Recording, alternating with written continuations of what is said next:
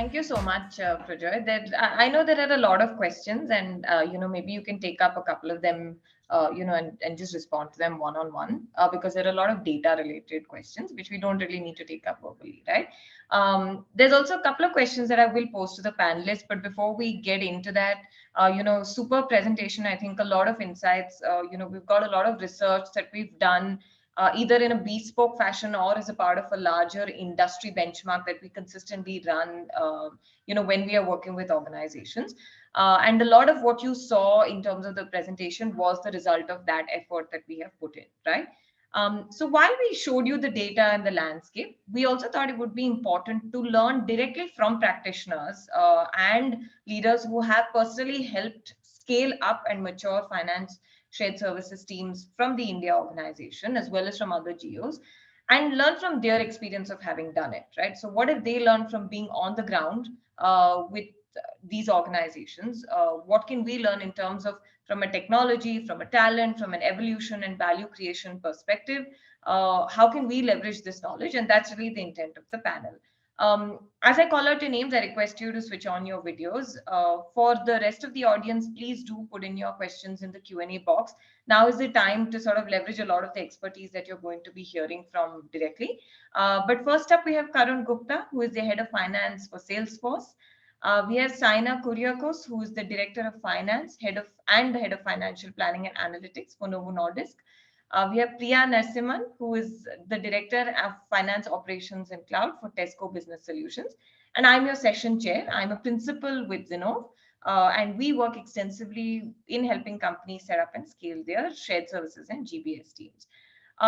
What I'm going to do before I really jump into the meat of the discussion is have all of you introduce yourselves and the profile of the role that you serve within your respective organizations. One request is, as you go through your introduction, also maybe touch upon the evolution of the F&A shared services teams itself, right? So where did you start and where are you at today, along with describing your role? So Saina, we'll start with you, and then Priya and Karun in that order. Sure. Thank you. Hello, everyone. Good morning to you. I'm Saina Kuriakos. I'm a senior director here with Novo Nordisk. For the last 2.5 years, I've been heading the financial planning and analytics arm in this company.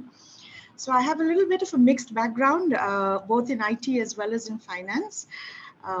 Several of my formative years, I've been working abroad, living abroad. And after spending about 20 years in the BFSI sector, I chose to move to pharma 2.5 years ago with this role.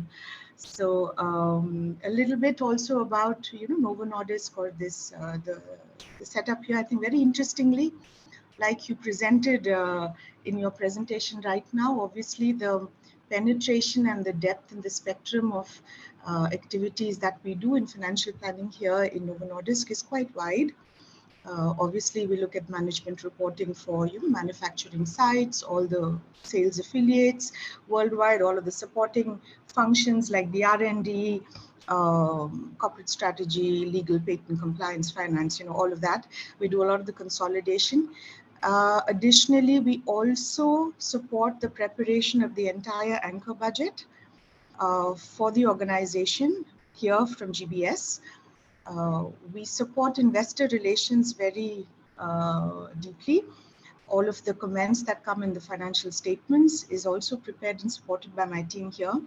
All the packs that are used for the road shows that the CFO goes for all of the investors is also prepared here. Most recently, we've started doing the business partner roles from offshore, thanks to COVID, and maybe we'll talk about that a little bit later. And obviously also, a lot of the senior management reports for the BOD is also prepared and supported by my team here. So obviously a lot of depth, and I reckon with what you shared in the presentation a little while ago. And in terms of evolution here, I mean, just briefly, we set up the finance center in Novo Nordisk in offshore about 15 years ago. So it's in the 16th year right now.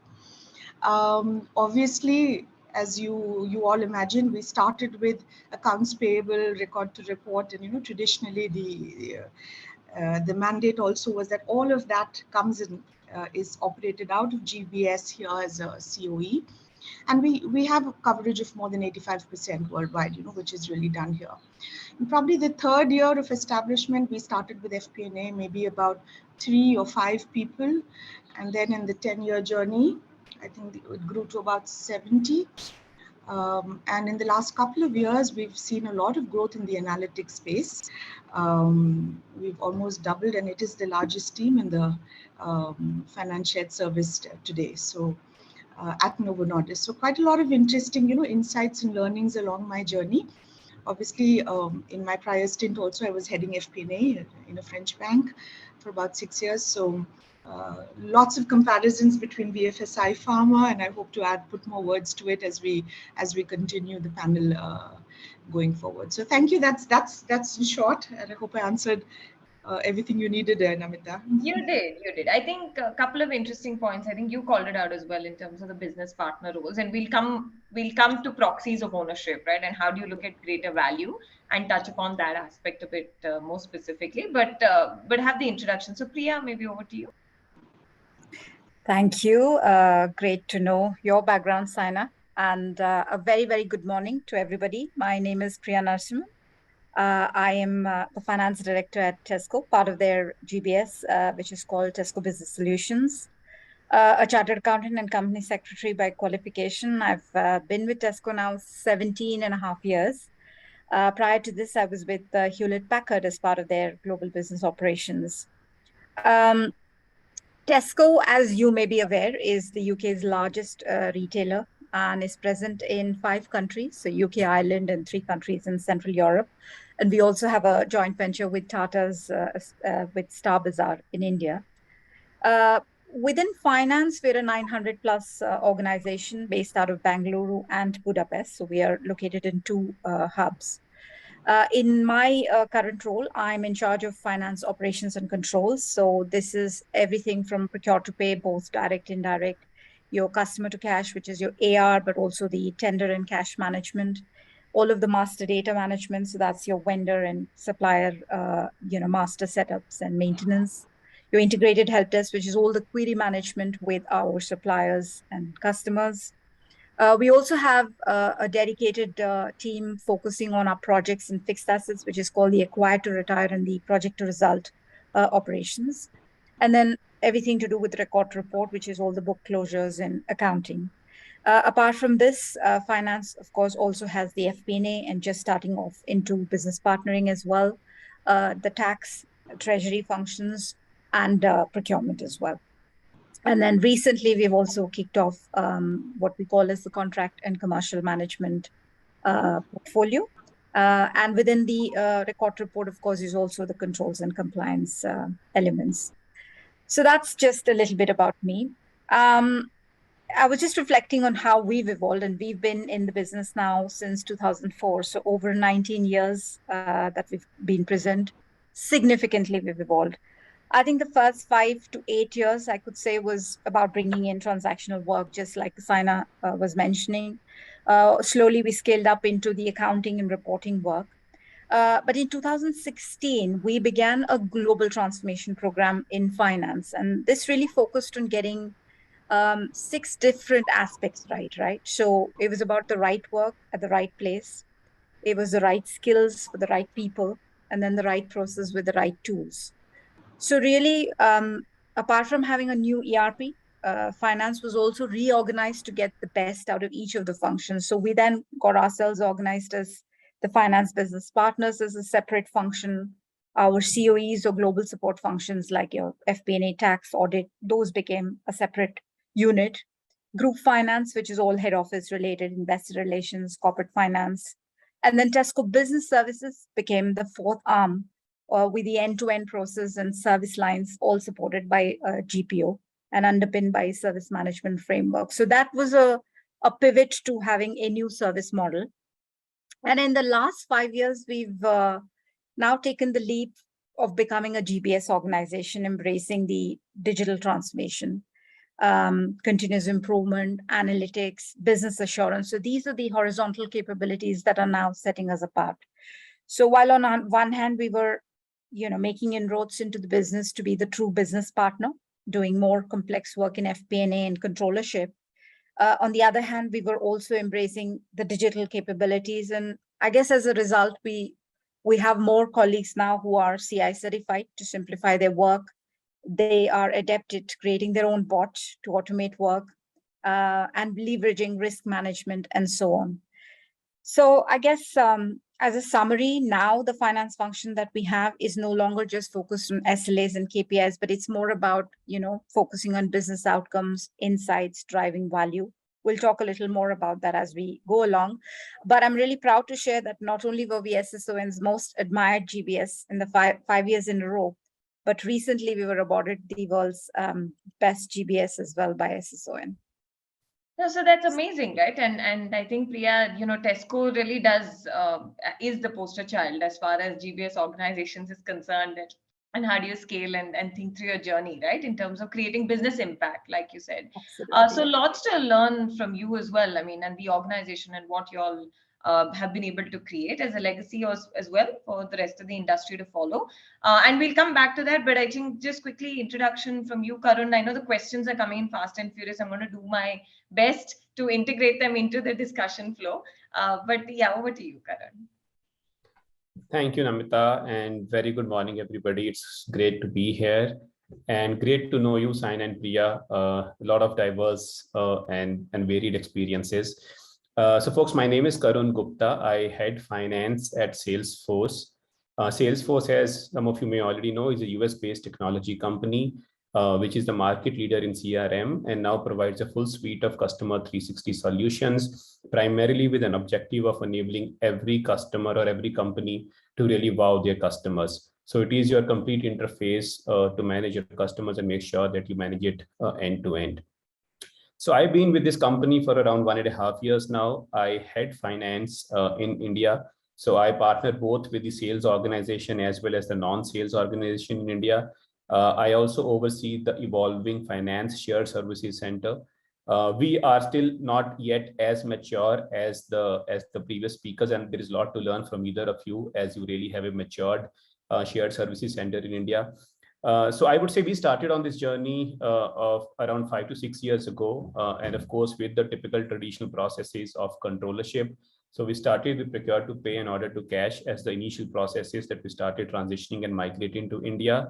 But over the years, with the evolution of the business environment in general, and a lot to do with the finance evolution as a role and the value that finance can add to the organization, we are seeing a fast evolution happening in the finance shared services space as well. Now, this whole finance shared services is becoming quite embedded into the financial strategy of the overall organization. So every process and function that we now plan to migrate to India is very closely linked to the how does it add value to the overall organization, right? And the previous couple of years, we have built up our muscle around areas like tax, etc. So we do a lot of tax compliances worldwide from in India, and we continue to evolve this space as we see more value that we could add potentially to the landscape that we are in. So in general, there is a lot of appreciation of the value that we could bring in. As I said, we are still in the evolving stage, but it has become more business imperative now than what it was in the past. And exciting to be part of this journey as we really scale up this space in India and bring and add a lot more processes as we go forward. So looking forward to discussion, we'll share more. And just a quick 30 seconds on my background. So I previously have worked with various finance leadership roles in companies like Airtel, Bharti Airtel, Infosys, and Microsoft.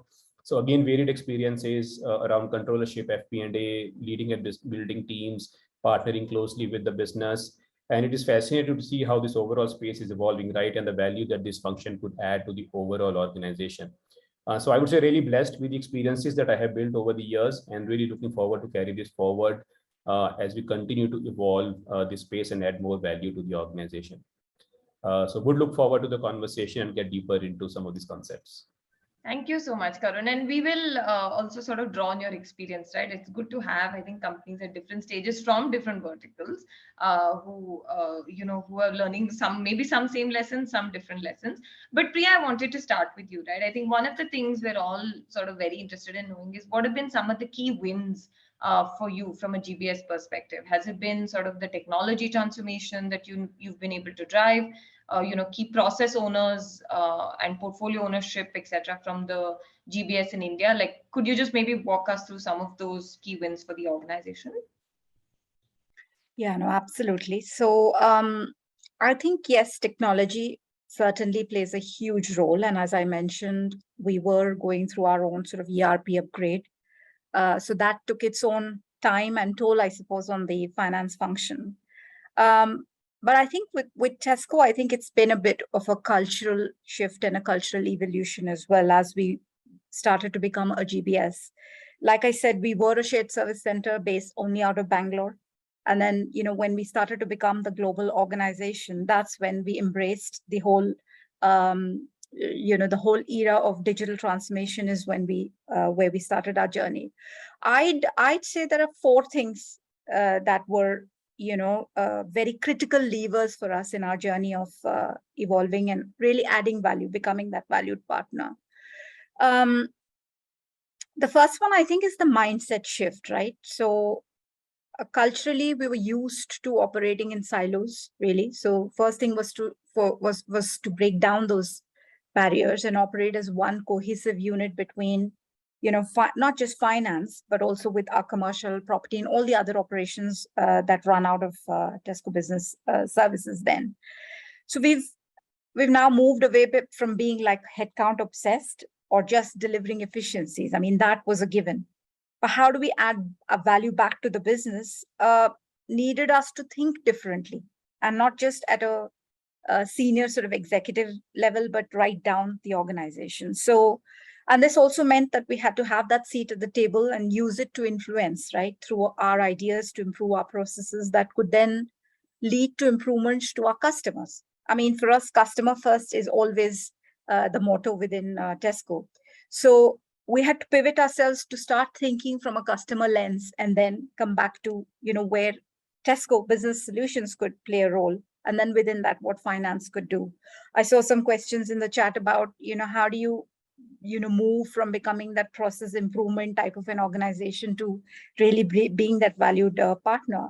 First is the mindset shift in your colleagues actually starting to think and behave like that.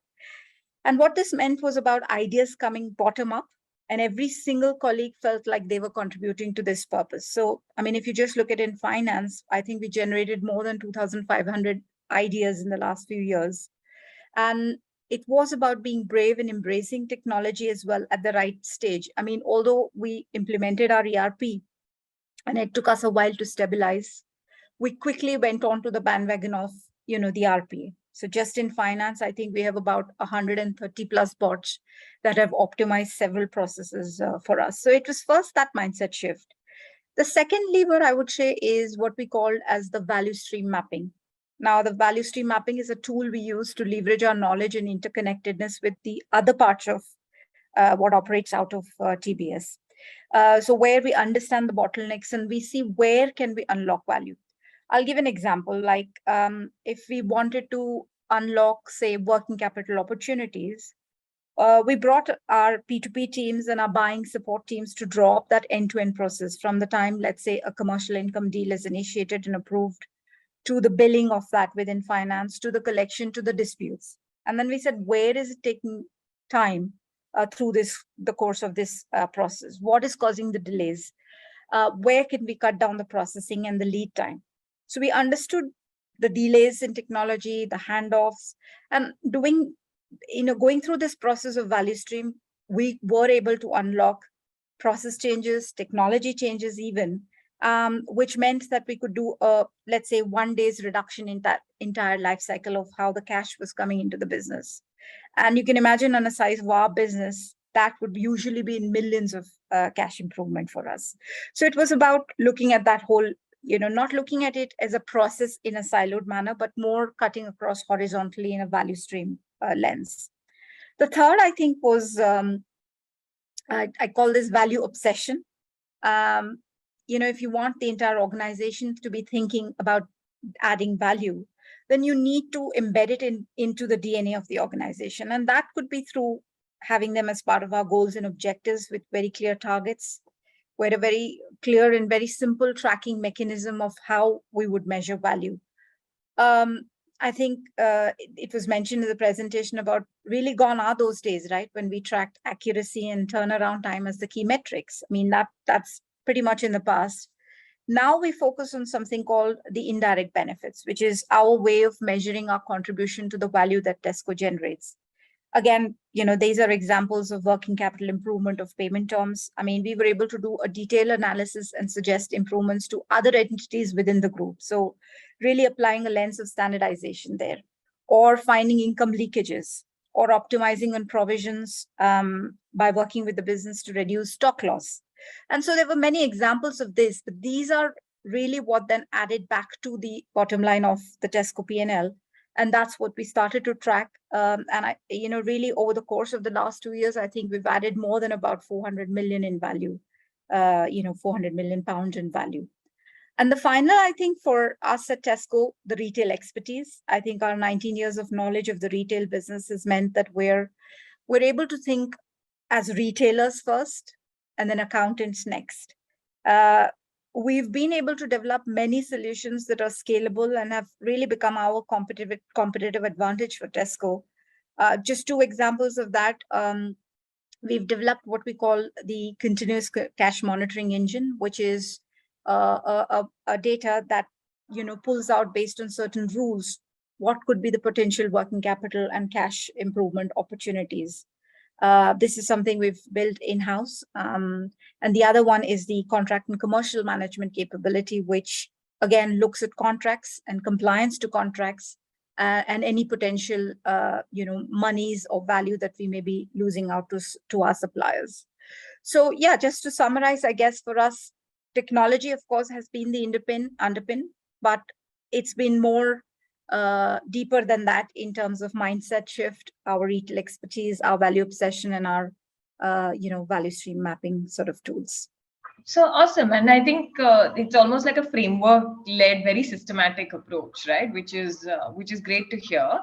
Saina, I'd like to pull you into the conversation to add to this, right? I think I know a lot of points covered by Priya, but you mentioned something specifically around business partnering, for example.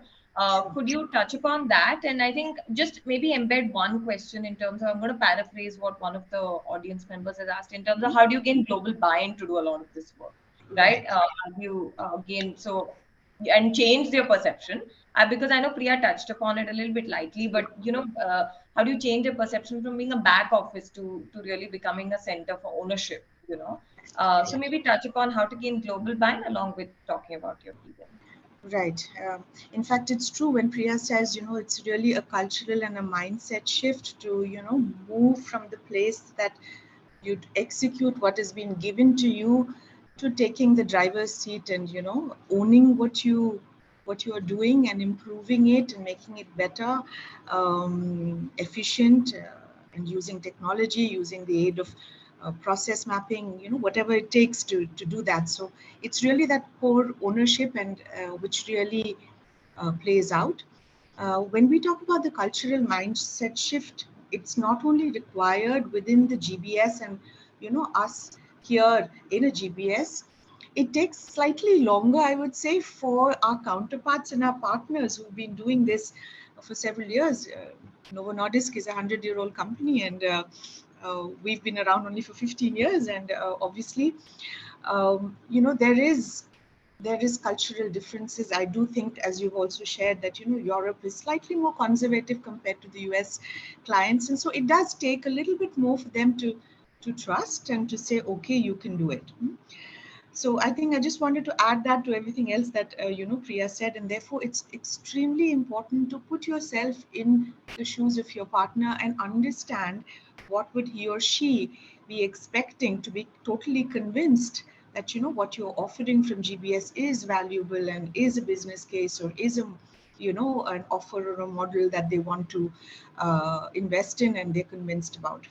So when we speak specifically about the business partnering roles, so it was around the COVID time, I would say, where everybody started getting used to doing meetings virtually, and you did not always need to have your business partner co-located with you, sitting next to you, providing you that advice, or steering the business, preparing your budget, etc.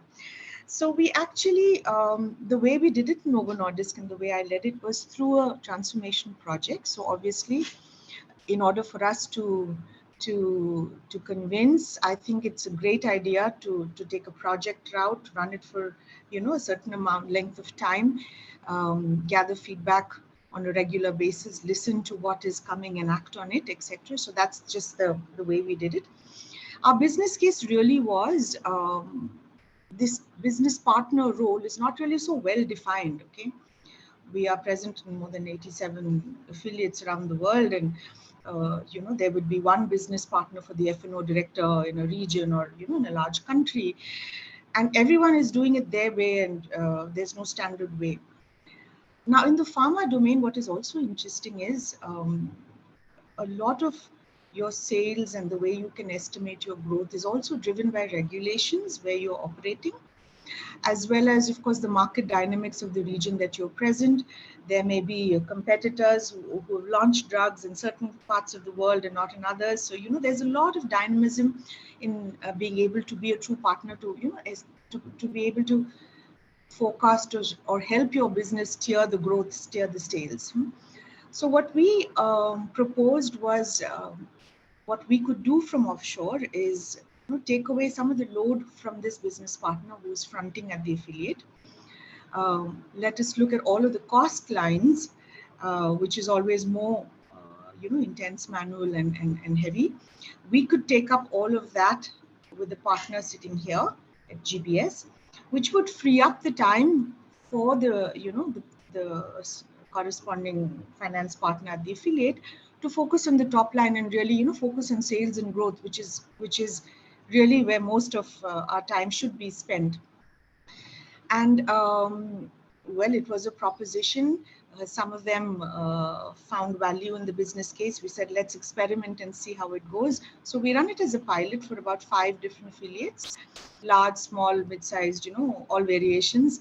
And through the course of this, 9-month project, we ensured that we covered the budget cycle, the revised estimate cycle, all of the cycles, so that, we've seen the whole life cycle of what it would take for someone to do a role like this. We estimated the time.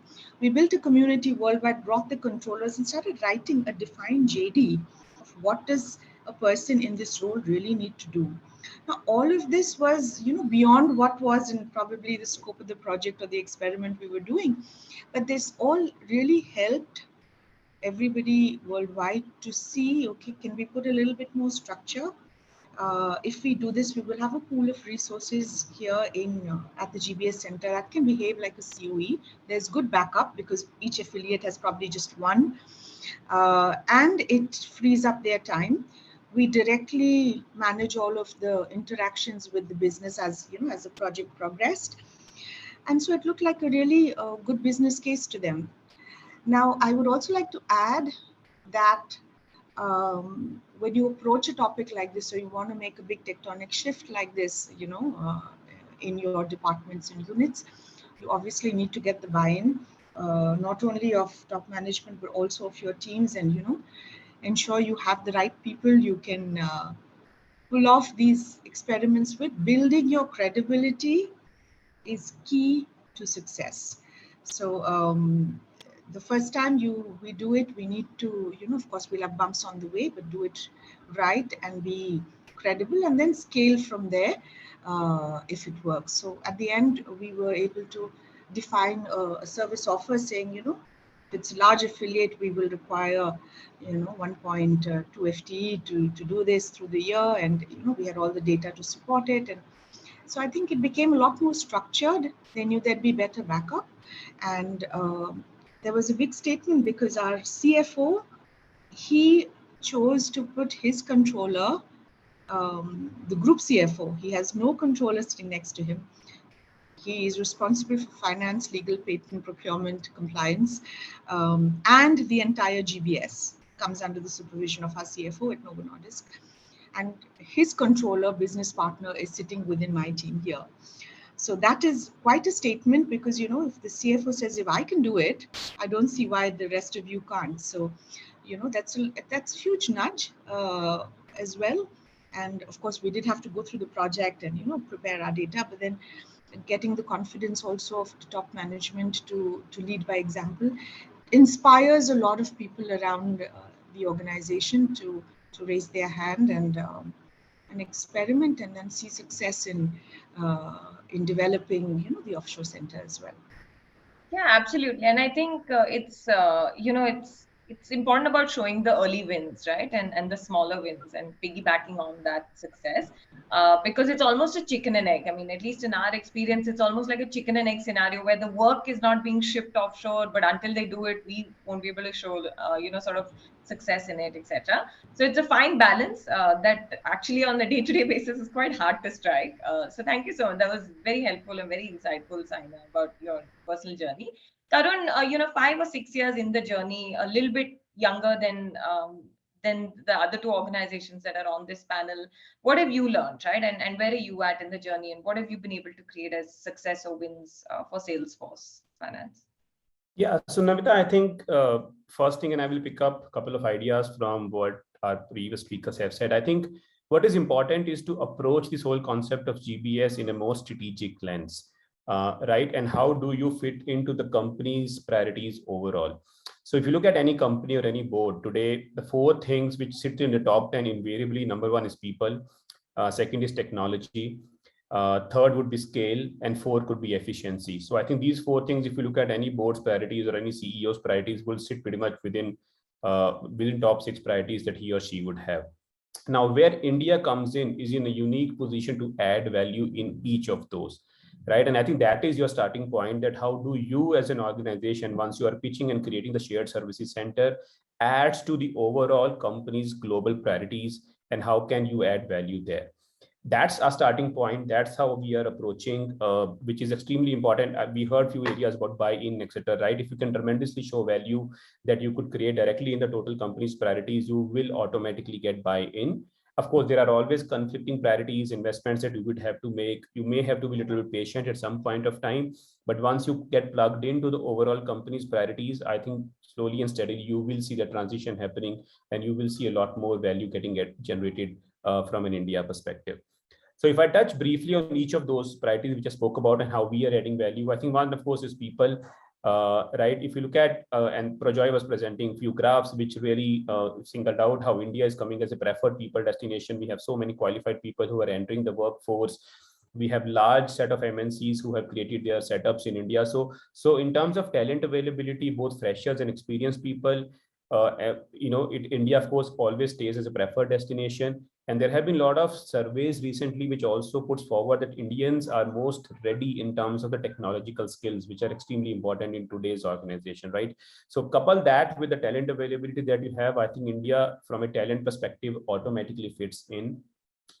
Second thing I spoke about is tech. Again, if you look at what's happening in India is so unique, right? You look at the whole digital stack in terms of what we have been able to do in terms of UPI, Aadhaar, CoWIN, and a lot of other first. Our banking system is one of the most mature that you will get in terms of the digital payments and everything else. So there is a lot of things that the West is looking up to India from a digital capabilities perspective, because we have taken a lead in many of those.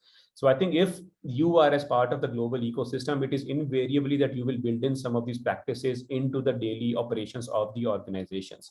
So the shared services center that we run in India, there is a very heavy element of technology that we embed into the entire ecosystem. Now, technology is not only about automation, which of course is the key, that how can you automate more tasks? How do you reduce the time of closing? How do you be more efficient, etc.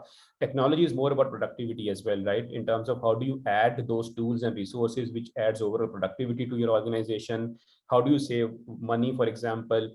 Priya was talking about how do you reduce your time from a closing standpoint? How do you save cash from a company organization?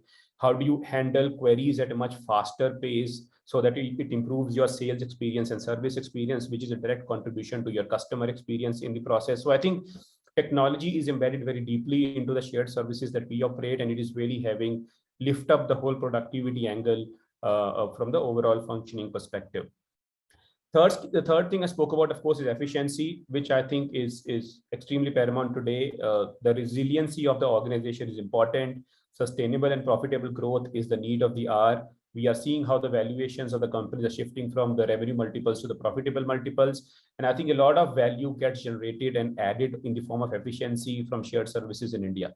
So that is, of course, a direct benefit and value add that we are projecting, that how do we add to the company's bottom line? How do we reduce the cost? How do we be more efficient? How do we be more agile?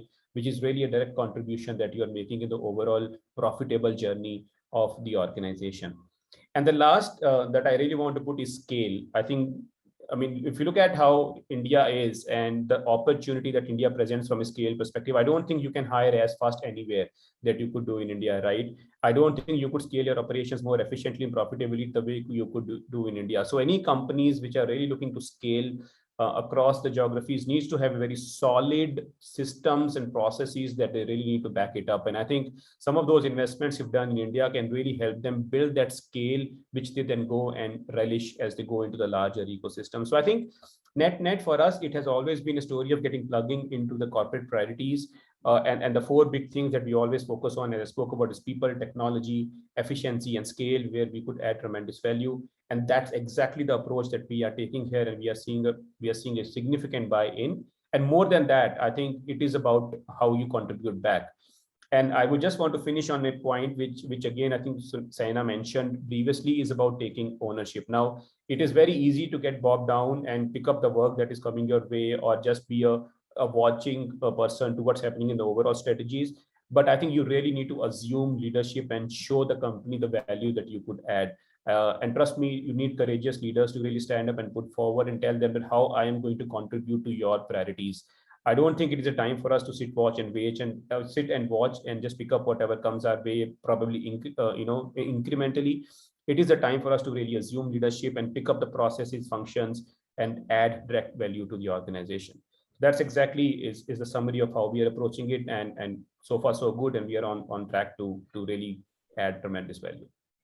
So, Karan, thank you so much. I think that's a good summary, and I think a good segue into my final question to all the panelists before I maybe take a couple of audience questions. Everything we've heard so far talks about, the strength of India as an ecosystem. The talent is easy to find, probably far more scalable than any other offshore ecosystem globally. But it can't have been that easy, right? I mean, it can't have been like the presence of entrepreneurial leaders, the compliance in terms of there's a lot of regulatory and legal compliance that is required for these teams to even scale up. The presence of SME niche talent, even global trust and buy-in, etc. What were some of the challenges? And again, Saina, I'll call you back into it. And Karun, what I will touch upon with you eventually is the future priorities, because I think there's a question on product companies especially. But Saina, to you, I think what were some of the challenges that you encountered, right? It could not have gone so smoothly. I mean, I know that it's been a long, tremendous journey getting here. So to both Saina and Priya, I think, what did you encounter as you went along? Right, and I will draw from some of my experience in my prior stint as well, because not being very limited to Novo Nordisk alone, I was working for a French bank prior, and maybe to make it real, I wanted to take examples, of course, so that it's easy for people to understand. So about 6 years ago, I hired a data scientist into my team. Nobody asked me to hire one, but I just hired because I was curious to know, what can this guy do for me? Because I have tons of data here.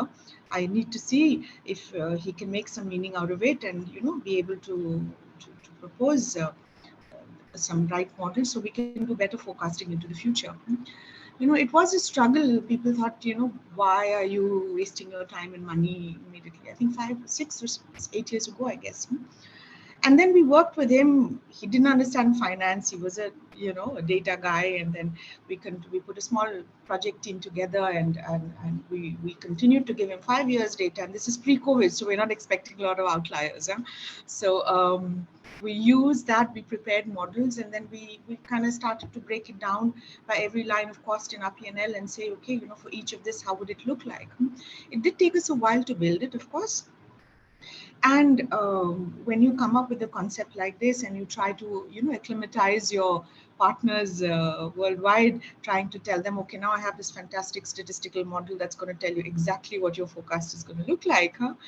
there's never going to be buy-in. Okay, so firstly, when people are unfamiliar, be it technology, be it a new way of working, there's always, you know, resistance, and there's always a lack of acceptability. One would still tend to rely on, you know, the expert sitting in the office who would probably give you a number from the top of his head a lot more than, you know, what a data model can probably give. So the way you need, as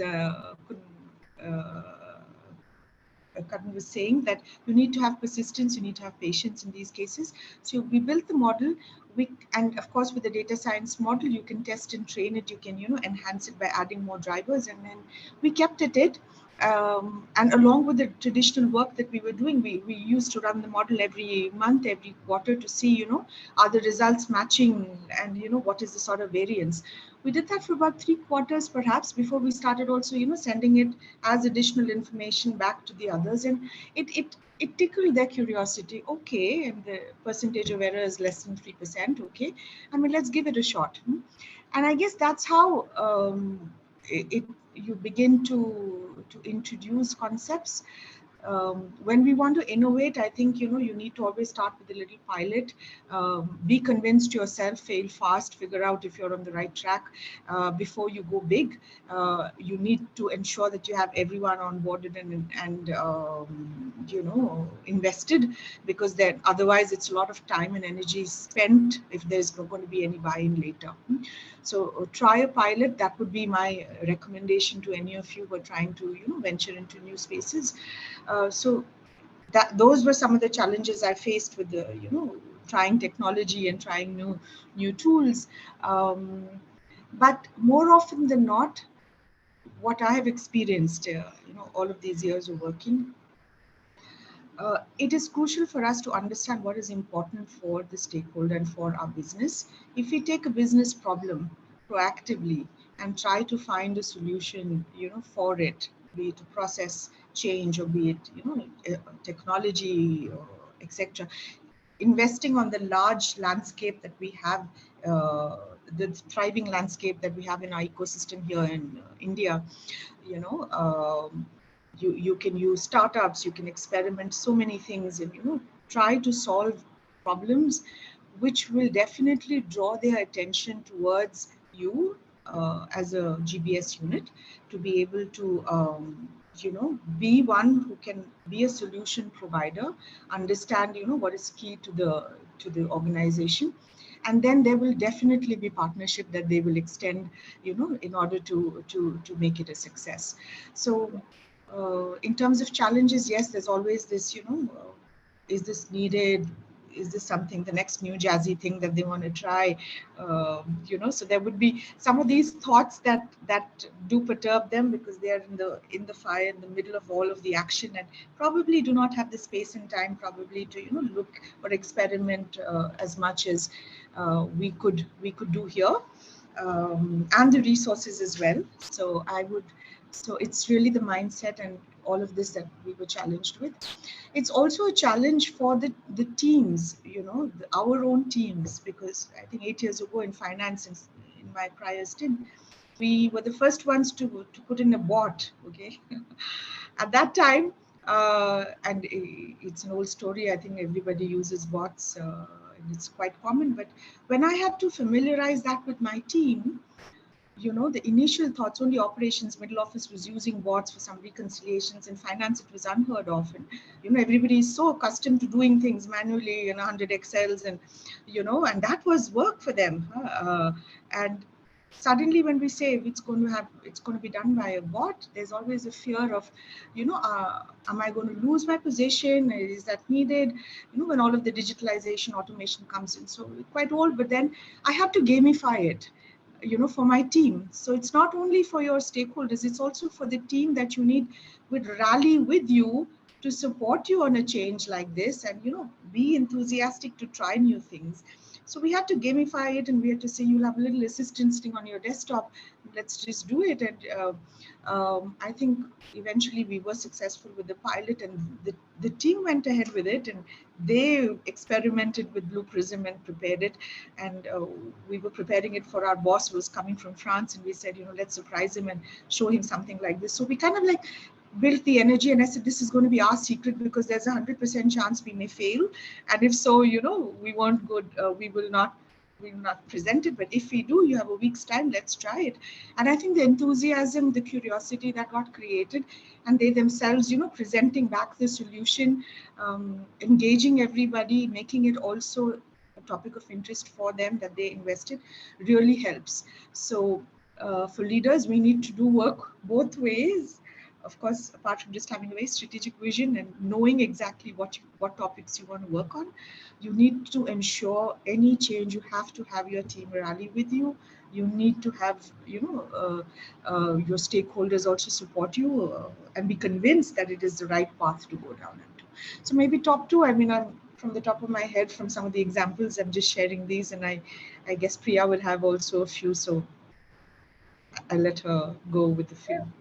Super, Saina, and really enjoy the process. That's what I'm hearing, right? So while you have a aspiration and a vision in place, I think the process or the journey is as important, and you build up to it. But thank you, Priya. Anything to add over and above, what Saina's called out? Yeah, I think it's similar, right? But I couldn't overemphasize this point about the whole cultural shift, I think, and this is also about looking inward within our teams, what needs to change. I mean, it's not easy, right? This cannot be done overnight. You can't just come in and say, yeah, now the culture of the organization changes to being, embracing technology and digital, etc. It's not just you say it and it gets done. I think it's about taking those small steps every day to make it stick and really become the DNA of the organization. I think what we were able to do, and now in hindsight, and it's been 5 years, we've had a very clear vision. I mean, our CEO, of course, came in and he said, well, what's our first 2-year vision? So let's take it in bite sizes, not come up with a 5-year strategy, but what's our vision 2020? What is the strategy? What's the roadmap to get there? And we measured that progress in a very agile manner. And of course, we failed, but we failed fast. And we also celebrated those, wins and successes, but also the failures. Like, let's learn from what went wrong. And in fact, we're really proud that the way we deliver our strategy as well is through a 30-day release cycle. So everyone in the organization is able to see and experience the change. And we've involved our colleagues at all levels to drive this change. We've had what we call the strategy influencers. So every colleague within the organization was able to deliver to that strategy and that vision.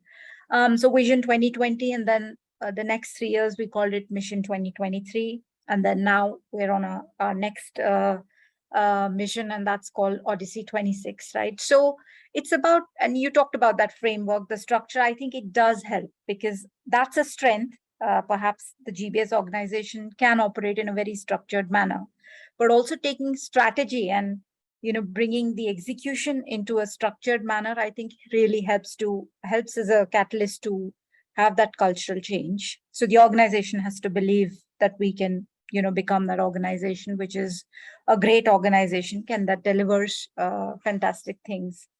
But the second one, I think, again, a lot of us touched upon is that sponsorship from the market. That, there were many naysayers than supporters.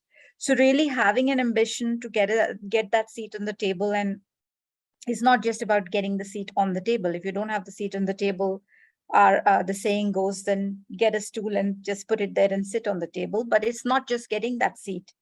You have to keep at it, and you have to keep influencing when you have that seat. And that's not just at that executive level, right? It starts with getting your brilliant basics right. It's then taking those risks to step up when you have that opportunity, and also the bravery, I think, to do something for the first time. Setting up an enterprise analytics function without having any wins. I mean, it takes some courage to be able to say that this is the analytics wing now that's going to, deliver X amount of millions and putting it out there to the organization bravely. Also being brave to say no to certain things and being braver to take big, audacious goals on cost savings targets. I mean, I know efficiency was becoming a bit of a bread and butter for us, but it became a given that every year 10% efficiency is what would come out of the GBS organization. So you have to build that track record, that credibility first, before you can start to own, newer challenges with the markets.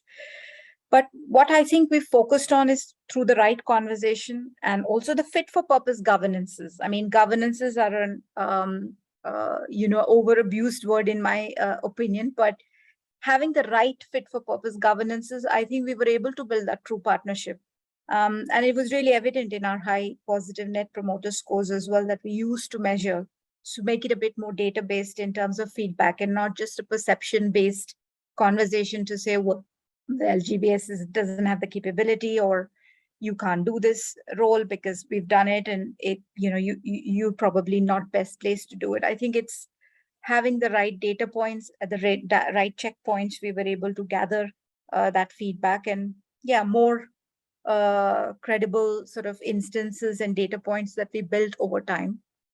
And finally, I would say that honesty and transparency, I think, is a very, very critical factor in ensuring that it's a true, win-win for both parts of the organization.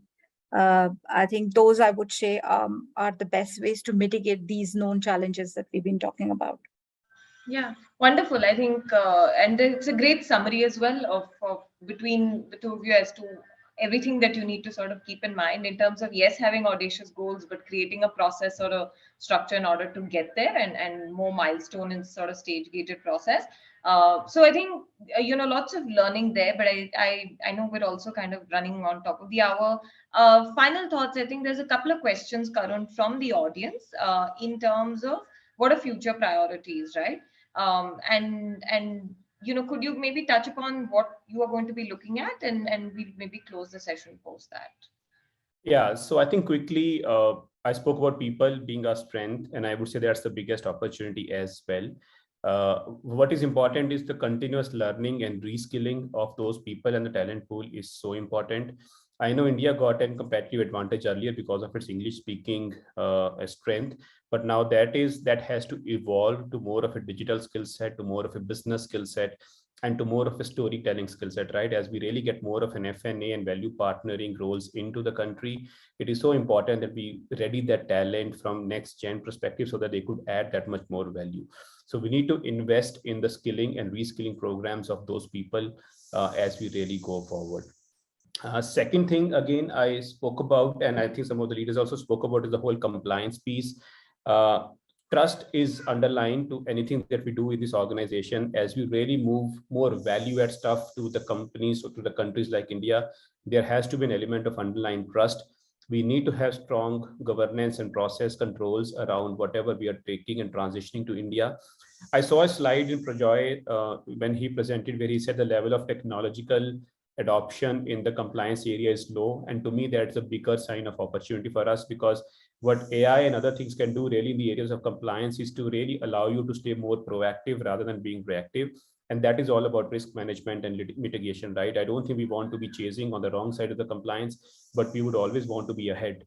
And that is where, how do you build in smart checks, smart controls, process flows, maker checker, and all of these things become super important. So I think as we really scale these operations and really emerge into the true value capability centers, the whole element around compliance framework and the trust that you could establish within your organization, I think is extremely important.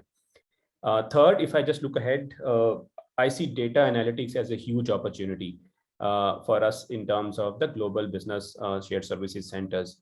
Now, every organization has hundreds of resources from where data is getting generated. We spoke about the siloed systems, we spoke about how data is getting wasted, etc. So what is important for us as an organization, as the capability centers, is that we invest in right tools and technologies so that we could have a uniform or a unified version of truth. And then you're able to give that data insights and intelligence to your business partners or your stakeholders from a decision-making perspective. So I think creating that data culture, having those right tools and resources, and then skilling people to interpret those data and converting that into insights from a business perspective is going to be important. So I see tremendous benefits coming out of data intelligence. Of course, as we navigate this tough and challenging environment that we see all around, I think the data, if the decision could be more based on data and the right intelligence, right tools and resources, I think that will help. Of course, the intent here is not to slow down the decision making, because that's the last thing you want, but I think you need to build the robust systems and controls so that the data flow becomes more of a seamless and it is accessible to everyone as and when they need it. And the last point I think I just want to close in is with the innovation, right? So as we really go forward and create the centers of the future, we would want to see a lot more innovation coming out of India. We would want to see a lot more sense of technology advancements, new processes, new ways of doing work. How do you really, I mean, of course, I'm not going to the product side completely, because then you could do a lot of make in India products as well. There's a very, I would say, very vibrant and large partner ecosystem that you have in India. So how do you work with those partners to create those tailor-made solutions that could really help you automate and move ahead in the value chain? So I think innovation is again going to be super important as we look forward. So just to sum it up, Namita, I think the reskilling of the talent so that we could keep pace with what's happening around. Compliance framework, super important. How do you create that element of trust within your corporation and with your head offices? Third about is data analytics. I spoke about how relevant and important it could be, especially to help you navigate through these uncertain times. And fourth is innovation that we could do from India. So these are the themes that I really think are going to define the next 2 to 3 years in this space. Yeah, awesome. Thank you, Karun. And I think that's a adequate, I think, summary also of what we've been talking so far. I will have to, I know there are a lot of questions from the audience, but we have to be cognizant of the time, and we will pause here. We will reach out to each of the attendees separately with responses, either sourced from the panelists or from our database of knowledge, because all of our knowledge comes from the industry. And we will reach out to each of you and maybe seek your inputs as well. But right now, I think in this forum, thank you so much, Saina, Priya, and Karun, for taking the time out. I know it's not easy in the middle of the week to take an entire morning out to be here for the session. So we're truly grateful that you could spend some time with us. Going by the questions, it seemed like the audience had a lot to take away as well in terms of putting rubber to road. And we are very excited to see what the ecosystem comes up with. A little bit, I think, in terms of if you all have any questions from the panelists, from the larger audience, please do reach out to us and we'd be happy to initiate connects. But thank you so much, to the panelists for taking the time out to be here. Thanks. Just quickly maybe pull up, I think, the closing note slides and we'll end the session in the next 5 minutes. Thank you, panelists. Thank you very much. Yeah, thank you. Right. So I think, we will reach out to each of the individual leaders, but just a quick touch upon our framework and how we've helped organizations sort of actually transition a lot of the portfolios and decide which portfolios need to be transitioned and when. I think this rests on the fundamental assumption that, I think Saina and a lot of the panelists called out is that you need to showcase the small wins. And so a lot of the way that our portfolio transition work pans out anchors on that, right? It has to be a phased approach. There has to be a stage-gated method to the madness. And so we have a portfolio transition framework where we would be, looking at multiple factors in order to help companies and organizations identify how they can move forward in terms of their stage-gated plan to set up and scale their F&A shared services, right? Prajay already touched upon this, so I don't really want to get into the deep dive of it, but if you would like more details, please do drop a note to us and we'd be happy to set up a separate one-on-one session with you and your leadership team internally. Yeah, so we have a fairly intensive methodology, but the end goal is to identify what comes, how do you look at a phased approach? So how do you think of transition in phase 1, phase 2, phase 3, etc.? And all of the factors that we called out in the feasibility framework essentially point to this, right? So this is essentially your action plan in terms of a portfolio transition when you are thinking of setting up a F&A shared services or a GBS team and scaling that team from the India location or from any other offshore location. We anchor a lot on our existing databases. We have a machine learning and AI/ML tool called Drop. We have access to the SSON database, and we anchor on a lot of these multiple tools and frameworks and data repositories to build on which a lot of our intelligence and advisory rests. So we have an intensive process that we deploy, and I think the last slide talked about, the framework and the questionnaire that we have, but I won't be touching upon that. Yeah, next slide. Sorry, Vijay. Yeah. Final, shout out to, we have a conference coming up. If you'd like to also connect with any of us at our event, or to grab your, complimentary passes, maybe nominate leaders for sessions, etc., please do let us know. It takes multiple shapes and forms. It's one of the biggest technology events in the ecosystem, spread over 2 days. And this is the second year since the pandemic that it will be an in-person. We see thousands of attendees across these 2 days. We have a great speaker lineup, and you can choose how you want to partner with us. You can attend, you can sponsor, you can nominate speakers, etc. So we'd be happy to speak to your organization in terms of how we can explore partnership for the conference. With that, we come to the close of the session. Thank you so much for taking time out midweek to stay with us till the end. Any help you need from us, please do let us know. We'd be happy to have a conversation. What you see on the slide right now is the team that you can reach out to, and they will connect you to the relevant Zinnov SMEs. But thank you, and have a wonderful week. Thank you so much.